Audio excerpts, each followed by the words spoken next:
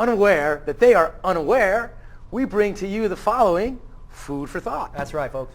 I'm Buzzy Zipwak. This is my good buddy, Psilly, way out Willy. And we are here to bring you something that is pleasing to the palate and the palate of the mind.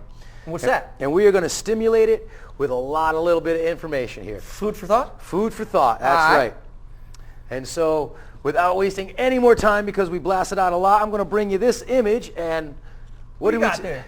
What do we got there? Good old skull and crossbones. How many people have seen this one before? We've seen it in lots of pirate movies and all that. How about but it has lots of other implications too. Yeah, it was part of the Hitler's SS Death Squad. SS Death Squad. And so, last week we were talking about the Illuminati, the enlightened one, Adam Weishaupt, Albert Pike, the 13 bloodlines, the whole nut, folks. In a half-hour program, we just summation of all history and time. Yeah, trying to squeeze it all into an acorn here. So now we're going to bring it to the Americans. We're going to bring it down to home and how this will or could or does at this point, for some people, affect us. Right. And what avenues that it does affect.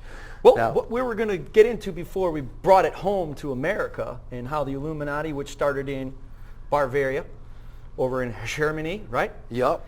From Mr. Adam Weishaupt. Well, what were some of the goals put forth for the organization he put together and founded? Right. His organization was to create a one world government, to have everybody be under his control. Well, not really so much his, because he didn't really care about it being done in his lifetime. He just wanted to know that it would be done because he served someone who he believes to be eternal and powerful, the holder of the light and all that other garbage. Well, the interesting part is that the ultimate aims of this order, known as the Illuminati, all right, are very similar when you look in time and history and you look at, Karl Marx, who is definitely a puppet for the Illuminati. Mm-hmm. When he came forward with his 10 planks of Karl Marx, you'll realize that the 10 planks of Karl Marx, the antithesis of the 10 commandments of our Lord and Savior, are very much found right here in the high aims of the Illuminati. Now, what do we got? Yep. Plank number 1 for Adam Weishaupt is abolition of all ordered government. That means no more governments. Well, this is by the time you reach the inner circle of the Illuminati. If you were on the outside circle, not yet brought into the inner fold, you wouldn't know these things. Right. He had 3 levels, 3 layers, 3 circles. Right. And they would equate to those being on the bottom, think that they're actually doing something good for humanity. And so with your unquestioning obedience, you would have to carry out their agendas. And I mean, some of it, like they say, the road to hell is paved with good intention, and that's what this is really. Because it sure is. It certainly has good intentions, yep. But I mean, after this number of years, quick thing is like, why hasn't the UN solved any of their problems? They've been working on some of these things for 60 years now, and they still haven't. Well, you and I know. Of course. That communism and the United Nations are all propped up puppets. Oh, absolutely. By the same people we're talking about. So now you would have the abolishment of all governments. You would have a single central government. The abolition of private property. The foundation of our country, by the way, folks. Private property rights. Yep, when this country was established, this was the first country in the world where the citizen, the common man, could actually own something. Prior to that, it was always owned by the king or the state. Abolishment of all inheritance. So now you cannot leave to your posterity anything. The state would get it. And of course, what is the Bible is very big on inheritance and our heraldry and bringing that from generation to the generation. So you see a very direct parallel as far as being against, the establishments that, Christianity and Judaism has established throughout history. So we got the abolition of ordered government, the abolition of private property, the abolition of inheritance, and number 4? Abolition of patriotism. Oh, go figure! And hey, that's why we are here, folks. Indeed, folks. Common sense, not a common thing. Let's get with it. Big Brother's watching. Let's start watching. I love my country, but I hate my government. Right. We're in another illegal war. Keep in mind, folks, that this show is about 6 to 8 weeks behind current events. So like we're recording this right now. Here it is, August 2nd of the year 2006. This will probably be broadcast sometime in October. Who knows? We may not even be here. Who knows? We're at the precipice of World War III. Yep. What other plan of the Illuminati? But anyway. The abolition of the family. Number 5. In marriage. Well, we forgot number 5, the abolition of all religion. Oh, I skipped that one. Yep. Can't forget that one. That's part of their big plan. Abolishing religion. What did we just have happen, a couple years ago in the Alabama courthouse removing the 10 Commandments, saying, thou shalt not kill. What do you think the living God has to say about their ideas here, I tell you? We already know what he's had to say about Number it. 6, as you were saying, He's coming back and he's mad. abolition of the family, because from the family you're supposed to be taught. Morality and proper education of the children, and that's something that's definitely being taken away. In the previous show, we discussed humanism. The second religion of this world. The second oldest religion in the world, right? Yep. You know, and we mentioned how Thomas Dewey's, or John Dewey, excuse me, his NEA, National Education Association. right, his aspiration was to make every student a humanist, to Yep. bring about this Godless. And the whole thing is you know, I love about humanism, and the same thing here with the you know, Adam Weishoff's manifesto is it always has, like, you know, such good intentions that, you know, this is all for the benefit of mankind and humanity. And it's kind of funny when you think about it and you look at the Bible. There's a lot of destruction in the Bible. Even the old history, you know, a lot of people died, a lot of people killed each other, and a lot of it's not necessarily on, you know, how the benefits of man. Or a pretty picture at all, no. You know, it's for the benefit of God, because he's going to bring about his order. Right. And that's what we seem to be on the verge of.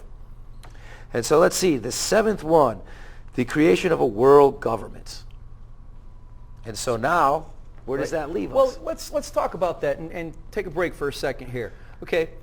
Well, over in England, at Oxford University, was started Cecil Rhodes. He started the Rhodes Scholarship.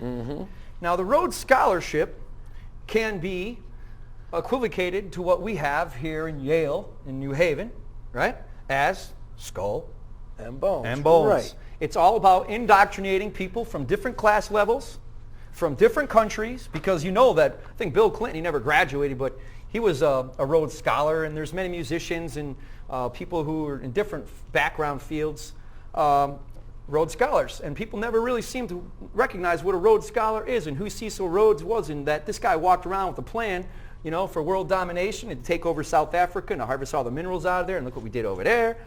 But I mean, Yeah, there's another this rabbit stuff's serious trail. as a heart attack, man. Yeah, You know? and you got to take it all in. You got to take in different points to really get an understanding of all this. You have to understand certain things, like, yes, what happened in Africa, for example, the diamonds, when the small village started mining their own diamonds and then flood the market with only a few thousand. Then the UN peacekeeping forces went in there and wiped them out. Said, what do they call those?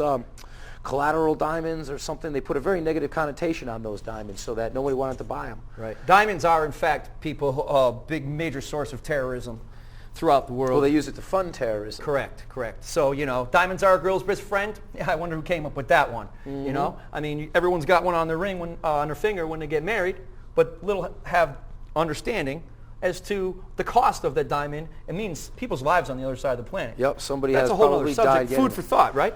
Okay, so now we've exposed this little gem here. Now we bring us to the next instance, because you don't think this really exists, folks. Most people will not believe that there is a secret society in Yale, New Haven, on the campus of Yale, New Haven. I've driven past it and probably didn't even know it many We're times. going to make our way down there and get some footage of the place, indeed. This is one of the classes of or Skull and Bones. Notice the Skull and Bones. What do you got? You got the temple up. Oh, wrong one. Yep, that's the building in Yale, New Haven. That's the real deal right there, folks. Yep, this is the building taken back around the 40s, the 30s, something like that. If you go by now, there's some foliage, and there's you know, a couple buildings, larger buildings in the background here. But if you look at the center of this photo, this is one of the graduating classes, if you want to call it that, or it's not really a graduating class because they were indoctrinated into it. People who were tapped, right? Yes, tapped by the bonesmen. Right. And if you notice the little skull and bones there, that skull is said to be the skull of Geronimo. Geronimo, dug up out of his grave. There's some of the kooky things that go on there. I don't know. Where do you want to go from here? I mean, we want to talk a little bit about the founders, or do we want to talk about, you know, you want to talk about that gentleman there from Connecticut? Well, I just wanted to bring up the fact, you know, that it was founded in Yale, New Haven, 1833 by William Huntington Russell. Now, his family came from Great Britain, which got a lot of his money from the opium drug trade. No, go figure. And it was also formed with Alphonso Taft, whose son later became the President of the United States. And it's important to remember, folks,